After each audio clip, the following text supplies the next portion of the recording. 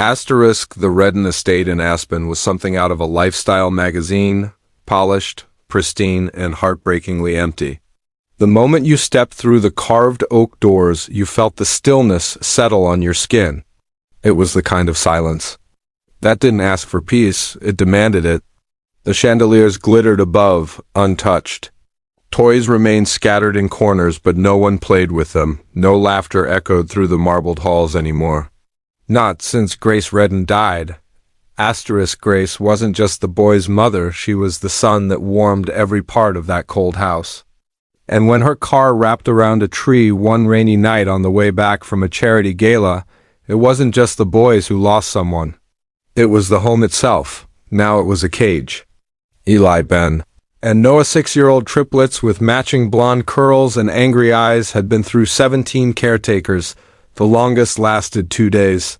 One woman, a retired military instructor, left in tears after the boys locked her out and smeared peanut butter on every doorknob. Their father, Owen Reddin, poured himself into his tech empire. He didn't yell, didn't cry. He just retreated, into meetings, into spreadsheets, into silence. The cameras did the parenting now, asterisk, then one Thursday morning, a yellow cab pulled into the circular driveway. Out stepped Jonetta Frey, no clipboard, no uniform, no promises. Just a scarf tied over her braids, worn jeans, and a duffel bag over one shoulder. The security guard barely gave her a glance. "Try not to cry before lunch," he muttered. She didn't answer, just gave him a quiet smile and stepped inside, asterisk the boys were ready. Within hours, Eli poured syrup into her sneakers. Ben threw her favorite mug against the wall, and Noah stared her down with a rage that didn't match his tiny body. They were wild. Brilliant, broken, and testing her with every breath. Jonetta didn't flinch. She calmly washed her shoes in the sink, swept the shards of the mug into a dustpan, and made grilled cheese sandwiches. Then she sat cross-legged in the hallway, sipping her soup and waiting. She didn't chase, didn't scold, just dieted. At dinner time, the boys peeked around corners, confused. She was still there. Not pleading, not lecturing, just present, asterisk that night. Owen Reddin watched it all from the hallway camera feeds on his iPad. He expected her to run. She didn't even glance at the cameras. She acted like they didn't exist, asterisk the next morning. Jonetta woke at 5:30 a.m. and made pancakes shaped like dinosaurs. She didn't announce it. Just placed the plates on the table and sat outside on the porch steps. 20 minutes later, she heard small feet padding down the stairs. Eli peeked through the screen door and mumbled, "Why'd you make these?" She shrugged. Seemed like a T-Rex kind of morning. He gave her a sideways look and took a bite. No thanks, no smile. But he didn't dump the plate either, asterisk later that day. She found Noah curled under the piano bench, clutching a stuffed lion with one eye missing. He wouldn't speak, wouldn't look at her. Jonetta lay on the floor beside him, a respectful few feet away, and softly said, "I used to hide under tables too, When it got too loud or too quiet." Silence. Then, after a long pause, Noah whispered, "Mommy used to sing here." Her eyes welled, but she kept her voice steady. "I bet it was beautiful."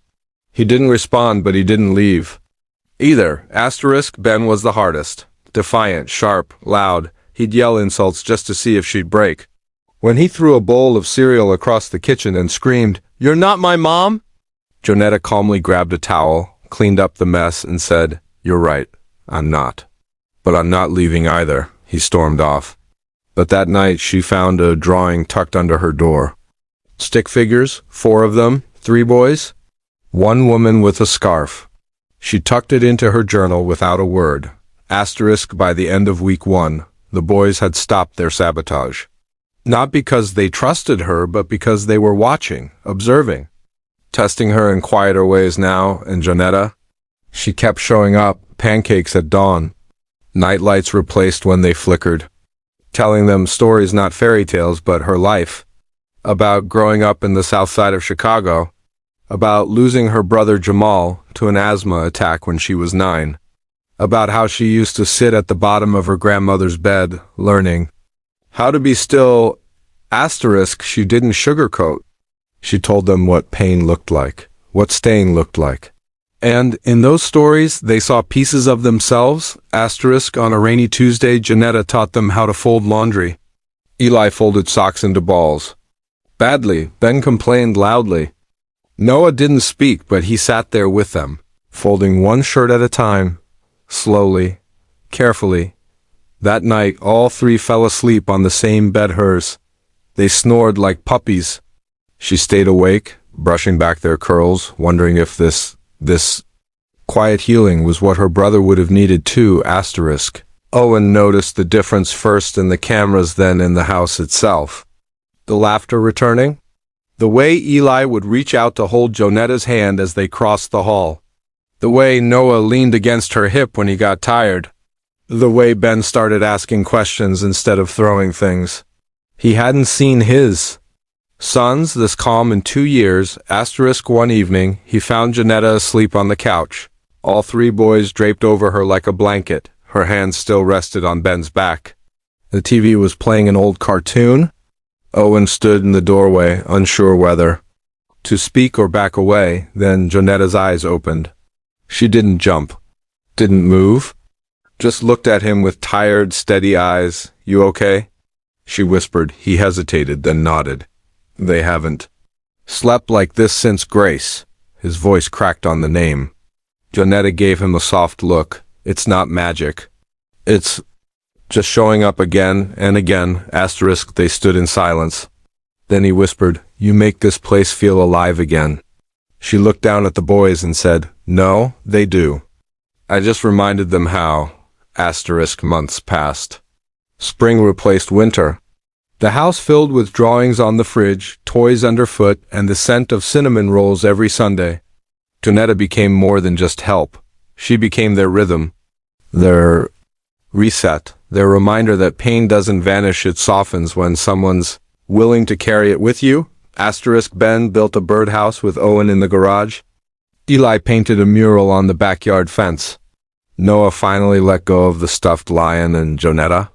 She stayed, asterisk, not because she needed a job, but because she had finally found something that looked like peace, asterisk, and for the first time in a long time, so had they.